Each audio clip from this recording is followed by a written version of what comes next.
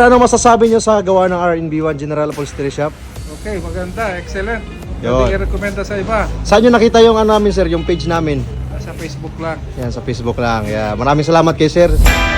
What's up sa inyong lahat mga ka-RNB1? Welcome back na naman sa panibago nating video. Dahil may ginawa kami ditong super grandiya. Ito ay overall at VIP design. Kaya maaga nga po pumunta dito ang aming customer mga ka-RNB1 dahil para masimulan agad ang mga gagawin. Kaya pagdating ni sir dito sa shop ay binanatan na agad ang mga kasama natin. At para pagsapit ng hapon ay maiuwi na ni sir ang kanyang sasakyan.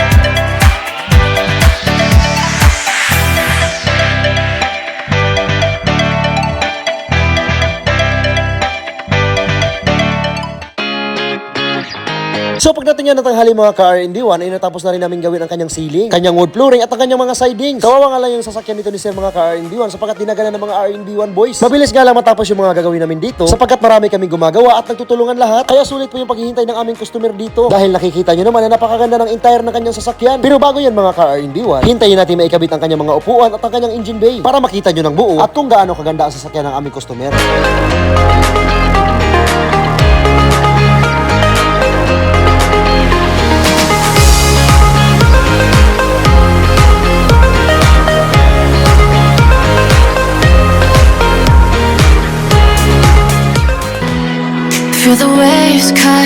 At yun na nga po mga ka-RNB1, natapos din ang sasakyan ni sir. At alam nyo ba, kahit madami kami nag-i-install, inabot pa rin po kami ng gabi. Pero kagaya nga ng sinabi ng aming customer, na okay lang, at least napakaganda ng kanyang sasakyan. At talagang nakita nyo naman yung mga ka-RNB na napakaganda talaga. Kaya sa mga customer dyan na naghahanap ng ganitong sit-up, ano pang hinihintay nyo, mag-PM lang po kayo sa RNB1 General Upholstery Shop. At talaga naman kagaya ng aming customer, na masayang umuwi mga ka-RNB1. Sapagkat sisiguraduhin ng RNB1 General Upholstery Shop na masaya kayo sa inyong mga pinagawa sa amin.